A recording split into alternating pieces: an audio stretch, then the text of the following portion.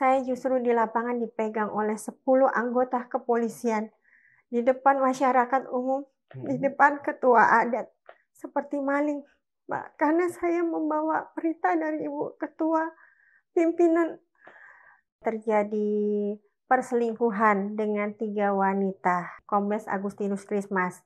Anak saya 3, tiga-tiganya yang nomor 2 hampir masih tertolong, jadi 2 orang yang tidak sekolah, dikeluarkan dari sekolah. Barang-barang saya itu porak-poranda. Dan saya sempat mengatakan kepada Kabipropam NTT sendiri, "Bapak, barang saya ada yang hilang, uang saya ada yang hilang." Jawaban Kabipropam saat itu, "Ibu kirim nomor rekening." Kepada Bapak Listio Sigit yang saya hormati, Bapak, saya melaporkan sesuai apa yang terjadi di lapangan. Tetapi laporan saya justru dipermainkan, semua saksi dan semua kejadian dialihkan cerita, bahkan dibuatkan cerita baru.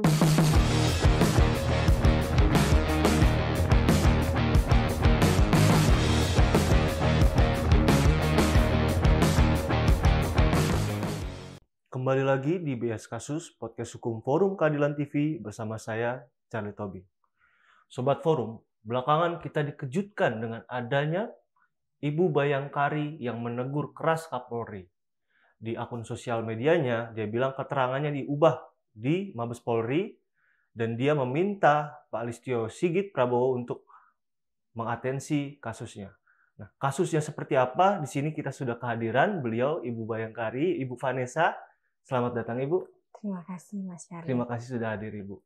Ibu, bisa ceritakan nggak sih, Bu, apa yang sebenarnya terjadi sehingga Ibu kemarin tuh lantang menegur Kapolri, Bu? Ya, kejadiannya seperti yang mungkin sudah ada di VT saya banyak dilihat. Saya punya kasus tidak ditindaklanjuti selama 2 tahun ini. Ketika itu ada pemanggilan mediasi di Mabes. Tetapi ketika saya memenuhi pemanggilan di Mabes dan saya bertemu dengan AKP Rebecca di ruangan di ruangan Intelkam bagian SDM, tetapi semua pernyataan saya itu dirubah. Mediasinya dalam rangka apa, Ibu? Mediasinya itu undangannya mediasi dalam hal saya digugat perceraian, seperti itu. Nah, tetapi ketika saya mendatangi sesuai undangan, prosedur mediasi itu tidak ada. Sama sekali tidak sesuai prosedur yang sudah ditetapkan di kepolisian. Seperti itu. Jadi saya mempertanyakan kepada AKP Rebecca, kapan saya dipertemukan dengan suami, karena kan ini mediasi mediasi tentang keluarga seperti yang disampaikan di dalam surat undangan. Tetapi AKP Rebecca ini menyatakan saya meminta Ibu untuk menceritakan kronologisnya dulu. Oke, jadi saya ceritakan seperti apa adanya dari awal sampai akhir. Tetapi saya menceritakan dari awal sampai akhir, dari jam 10 pagi sampai jam setengah 4 sore, saya menanyakan kembali apakah suami saya sesuai dengan undangan mediasi ini dihadirkan kapan. Karena sekarang sudah sampai pukul 4 sore. Tetapi malah dijawab oleh AKP Rebecca saat itu tidak akan dihadirkan sampai dengan selesai. Karena suami yang awalnya dikatakan akan dimediasi duduk bersama keberatan untuk menghadiri mediasi itu. Jadi itu mediasi tanpa dihadirkan suami Ibu gitu ya, Bu? Ya, jadi mediasi itu tidak sesuai prosedur yang diberikan atau patokannya Perkap dari Kapolri. Mediasi seperti apa di dalam untuk memediasi masalah keluarga di dalam anggota kepolisian. Dan Ibu tadi sempat cerita juga bahwa sebelum adanya ramai-ramai kasus ini kejadian sudah berlangsung lama dan Ibu pernah melaporkan terkait penelantaran anak, betul ya, Bu? Betul. Bagaimana ceritanya itu, Bu? Saya melaporkan penelantaran anak karena suami saya seorang anggota kepolisian di Polda Nusa Tenggara Timur. Karena itu saya melaporkannya kepada Kabipropam Nusa Tenggara Timur pada saat itu. Di tahun berapa itu, Bu? Di tahun 2023. 2023. Iya, seperti itu. Saya sudah laporkan kejadiannya, ternyata secara pribadi saya menghubungi beliau karena saya seorang bayangkari ya. Jadi saya harus mengikuti runtutan sebagai seorang bayangkari. Tetapi saat itu jawaban dari Kabid Propam NTT saat itu sangat tidak seperti aturan yang seharusnya seorang Kabid Propam menerima laporan anggotanya atau keluarga anggotanya. Gimana itu, Bu? Bisa dijelaskan, Bu? Jadi Kabid Propam menyatakan, saya menanyakan dulu, Bapak, apakah ada aplikasi yang untuk melakukan pelaporan secara resmi? Jadi Bapak Kabid Propam mengatakan tidak ada. Belakangan saya mengetahui anggotanya bilang ada. Nah, itu yang pertama, ada. Anggotanya bilang ada. Terus saya justru disarankan membuat laporan via pos. Via pos? Via pos. Sedangkan saat itu, saat keadaan sangat mepet, anak saya di dalam keadaan tidak mengikuti ujian. Jadi saya berharap secepatnya. Tapi Bapak Kabid Propam mengatakan hanya via pos saja. Lalu saya mengatakan kepada Bapak Kabid Propam, Bapak kalau via pos itu kan tidak ada pertanggungjawabannya kepada Bapak atau saya ketika saya tahu surat saya diterima kepada Bapak Kapolda. Kan saya bukan anaknya pejabat negara ya, Betul. yang saya bisa mengecek surat saya sudah diterima atau didisposisikan atau belum, seperti itu. Jawabannya tetap kirim melalui pos kepada Bapak Kapolda Nusa Tenggara Timur saat itu.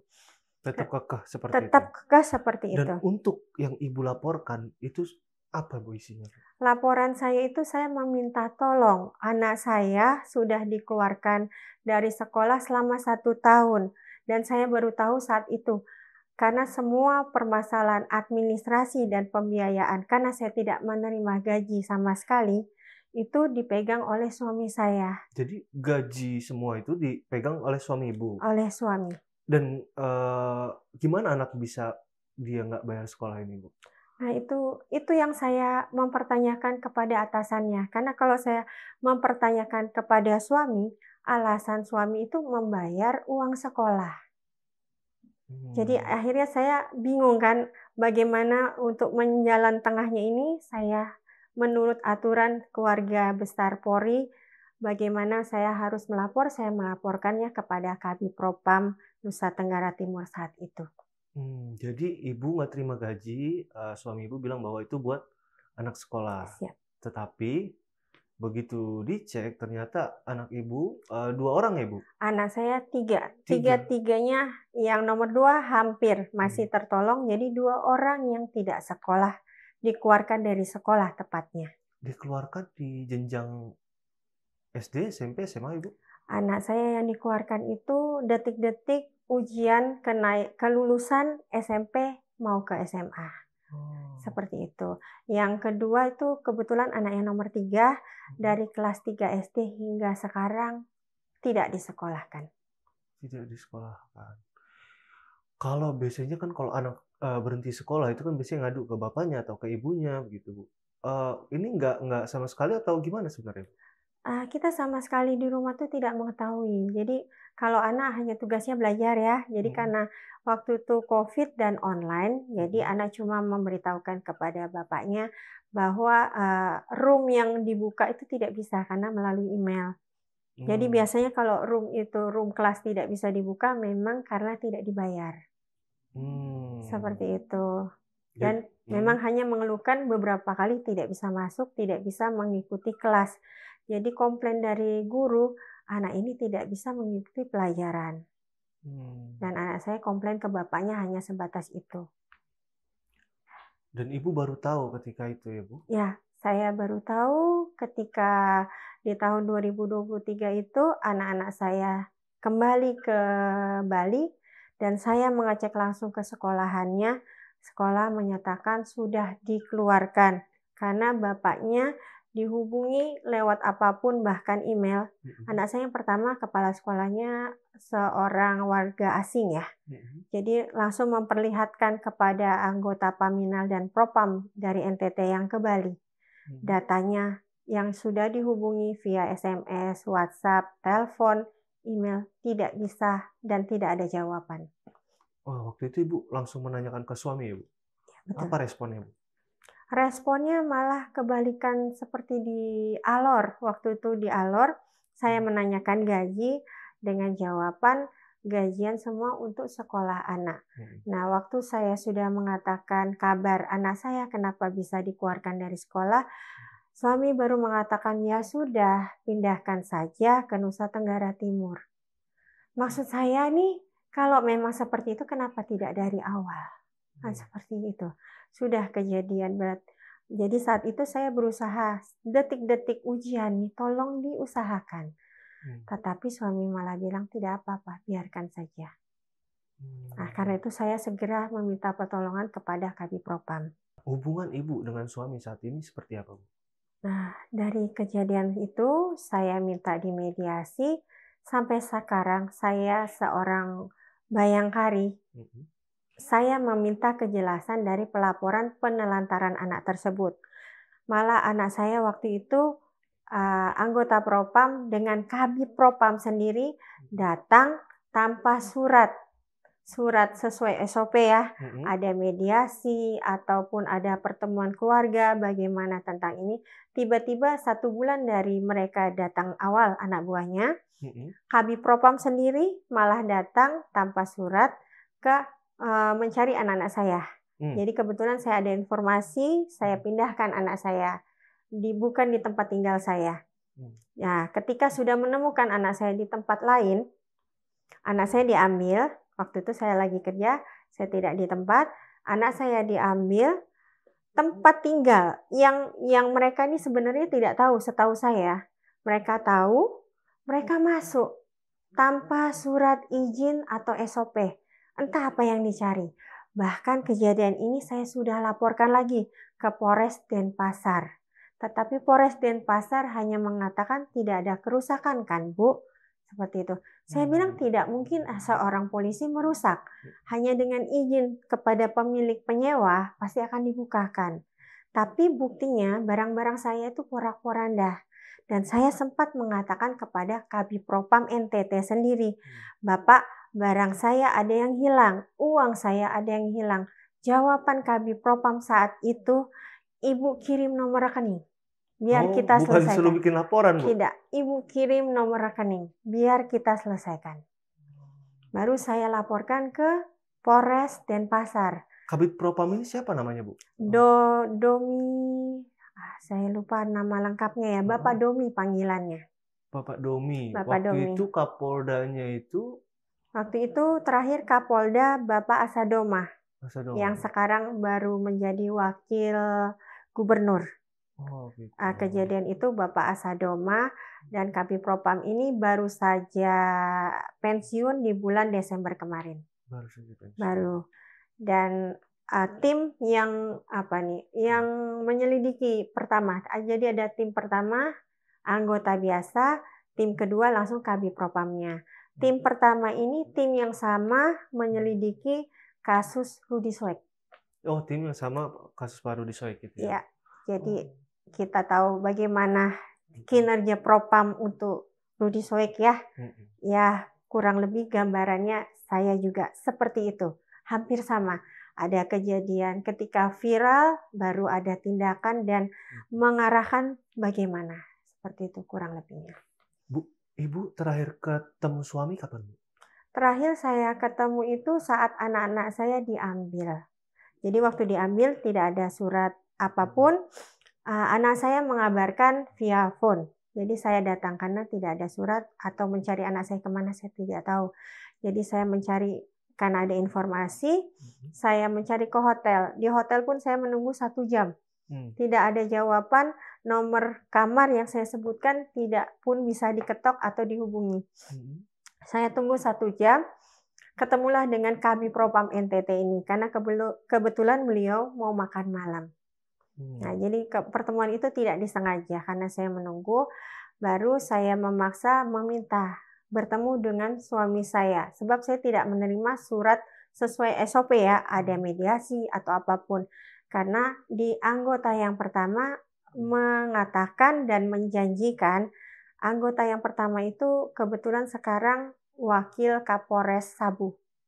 Wakil Kapolres Sabu. Wakil Kapolres Sabu itu menjanjikan kepada saya akan ada mediasi setelah pertemuan ini.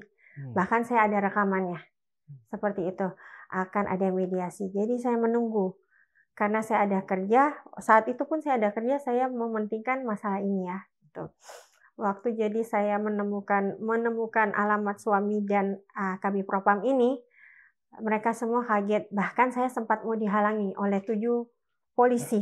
Dihalangi, Bu? Dihalangi. Ada 1 poluan, 6 polisi. Seperti itu.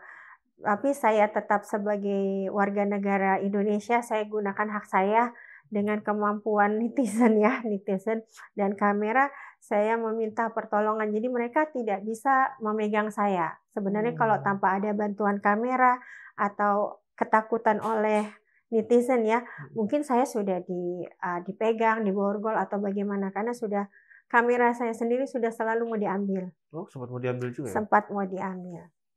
Bahkan saya berlutut itu pun kan mereka kelihatan duduk-duduk saja. Sempat bersujud waktu itu? Sempat saya bersujud. Saya minta tolong. Karena Bapak itulah yang saya telepon. Gitu loh. Anak saya tuh kan tidak sekolah gitu. Tapi kenapa bisa seperti ini perlakuan Kabid Propam? Terus datang lagi dengan apa janji manis mereka ya. Tapi malah tidak ada mediasi, tidak ada surat sesuai SOP, anak saya diambil. Tapi saya masih berbesar hati, nggak apa-apa, kan saya sudah laporan. Gitu. Sebagai warga negara, sebagai Bayangkari, nanti saya akan dimediasi. Saya masih ada kepercayaan itu. Waktu itu tinggal terakhir dengan suami kapan, Bu? Tahun 2023 di bulan Maret. Di bulan Maret? Iya. Berarti pas juga Ibu melaporkan penelantaran anak itu juga? Ya, sebenarnya jedanya nggak lama. Karena saya memang, 2022 saya bersama suami, saya ralat, bukan 2023. 2022 saya bersama suami terakhir, saya berangkat di bulan April ke Bali. Seperti itu. Jadi ada pelaporan ini prosesnya lama. Jadi di awal tahun 2023 tuh baru ada banyak kejadian-kejadian yang mereka lakukan. Seperti itu. Nah, kemarin setelah video Ibu viral itu katanya dipanggil surat cerai, itu gimana itu? Nah itu dia. Jadi seperti yang undangan saya terima tanggal 18 Oktober, AKP Rebeka sendiri yang SMS ke saya menghubungi. Jadi saya langsung menghubungi beliau. Saya menyatakan siap di tanggal yang ditentukan di hari Jumat waktu itu. Tetapi ada suami saya tanya saya, jawabannya ada. Dan waktu saya datang pun saya tetap masih dipertanyakan, bersedia dipertemukan dengan suami. Saya jawab, saya bersedia agar apa yang saya ceritakan ini betul-betul real terjadi dan suami saya mengiyakan atau tidaknya. Saya bersedia dan bertanggung jawab. Seperti itu. Ternyata mereka mengalihkan suasana dengan mengatakan kita meminta kronologis cerita rumah tangga Ibu dari awal. Oke, saya ceritakan semuanya sampai selesai kurang lebih 1 jam. Nah, karena itu ada sholat Jumat, jam 1 saya dijanjikan akan dipertemukan dengan Kombes Agustinus Christmas. Jam 1 akhirnya Kombes AKP Rebeka ini, AKP Rebeka ini mengatakan dipertemukan dengan Kombes Agustinus ini. Yang nanti, sekarang tugas di Bareskrim Polri, Bu? Ya, sekarang tugas di Baintelkam. Baintelkam Polri. Mabes Polri di lantai 6. Seperti itu. Dan itu masih nggak ketemu juga ya, Bu? Masih tidak ketemu juga. Keterangan Ibu yang diubah itu apa aja, Bu? Pertama karena ada terjadi perselingkuhan dengan 3 wanita. 3 wanita. Itu tahunya kapan itu, Bu? tahunnya sudah cukup lama, di sekitar tahun di awal kami menikah. Saya mengandung itu ada di 2026. Waktu 2026. 2006, sorry, 2006. 2006. Itu suami saya sudah ada perempuan. Tetapi suami saya memohon maaf. Seperti itu. Dengan ada saksi sahabat saya, suami saya meminta pertolongan bagaimana berdamai. Karena waktu itu saya hamil 3 bulan, saya mengatakan oke, seperti itu. Karena mungkin hilap atau bagaimana ya. Terus terjadi lagi perempuan yang kedua. Perempuan kedua ini kejadiannya saat menjadi Wakapolres Kutai Barat. Oh, Bali ya, Bu? Sekitar 2013-2014. Kejadian ini ada perempuan di Kutai Barat. Ini saksinya malah ajudan saya sendiri. Dan suami pun mengakui. Jadi kepada AKP Rebeka ini saya mengatakan suami saya sendiri mengakui. Dan saya ada bukti chattingannya. Seperti itu. Dan yang terakhir di 2016 ada perempuan lagi. Dan saya mendapatkan kekerasan dari suami. Cuma saat itu saya tidak melaporkan. Nah, di saat itu ditanya sama AKP Rebeka, apakah ada bukti? Anak-anak saya sendiri sudah satu rumah dengan dengan suami saya dengan simpanannya itu. Bahkan ibu mertua saya sudah masuk minta ada terjadi pertunangan. Semua ini saya dengar dari perempuan suami dan suami saya sendiri mengakuinya. Dan ada beberapa bukti foto itu saya ada.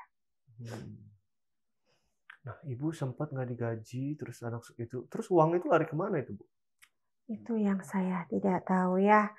Selain uang, yang kita tahu gajian, remun, bahkan kalau menjadi seorang Kapolres itu kan ada mendapatkan bagian-bagian dari instansi pemerintahan, dari bank-bank yang ada di sekitaran sana. Setahu saya seperti itu, jadi ada setoran. Ada setoran, ya kurang lebihnya seperti itu. Dan semua itu saya tidak tahu larinya kemana, karena saya hanya tahu suami bilang untuk pembayaran uang sekolah anak. Bahkan untuk membeli rinso saja saya harus menggunakan kwitansi. Kwitansi gimana, Bu? Kwitansi pembelian rinso. Saya dikasih, ketika ada keperluan saya hanya bisa meminta untuk beli apa, saya harus melampirkan kwitansi. Dan itu terjadi di depan Kabid Propam NTT. Masa itu lagi pergi ke Alor. Itu terjadi. Terus selama ibu kemudian tinggalnya berpisah gitu, Bu, itu gimana ibu menghidupi ibu sendiri dan anak-anak ibu? Waktu di Bali saya sempat kerja. Saya ambil jemputan travel. Bahkan saya ambil taksi online. Oh, sempat taksi online ya, Bu?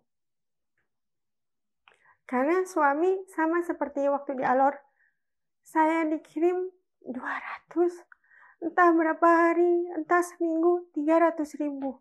Seperti itu, jadi ya udah, saya cari jalan keluarnya sendiri.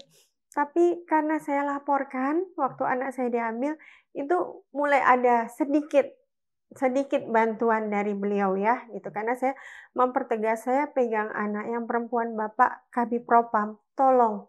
Saya kan meminta tolong, bagaimana ini? Seperti itu, tapi ya masih tidak seperti semestinya. Tidak semestinya. Dan AKP Rebeka itu yang ibu ceritain ini juga? Saya ceritakan ini sesuai dengan apa yang saya alami. Bahkan waktu sebagai Ibu Kapolres Alor, saya menjalankan kedinasan saya, membawa bantuan dari Ibu Ketua Bayangkari saat itu bencana Seroja. Barang-barang bantuan saya, laporan pengiriman itu seharusnya saya harus dokumentasi dan inventaris. Tetapi saya tidak mendapatkan laporan ada barang pengiriman, saya tidak ada melakukan dokumentasi. Karena saya yang dilaporkan saya tidak berada di tempat. Tetapi anggota Bayangkari justru dipanggil untuk menerima barang bantuan itu dan difoto, menggantikan saya. Waktu itu saya sempat marah, saya ada memvideokan juga. Apa tujuan mereka untuk mengganti Ibu dengan anggota itu? Saya kurang tahu ya. Tetapi yang di kegiatan Bayangkari ini sampai saya melaporkan ke atasan. Nah, ketika Ibu Ketua Daerah mengetahui, Ibu Ketua Daerah pun mensupport saya saat itu. Nggak apa-apa, kita tahu kamu di Alor, data yang terlambat tolong dikirimkan. Tapi data-data yang saya cari itu seperti Ibu Kapolres yang lain yang ada di NTT, bersama-sama mencari ke lapangan. Saya justru di lapangan dipegang oleh 10 anggota kepolisian di depan masyarakat umum, di depan ketua adat, seperti maling, Mbak. Karena saya membawa perintah dari Ibu Ketua Pimpinan Indonesia, Ibu Kapolri. Dibilang apa mereka? Tidak perlu mengikuti. Saya kan bahkan masih berargumen. Seperti yang lain, saya ini membawa bantuan dari Ibu Kapolri, dari Ibu Kapolda. Tapi suami saya berteriak di depan Brimob. Jelas, Brimobnya ada sekitar 300 orang waktu itu, depan anggota Polres juga, depan anggota masyarakat juga.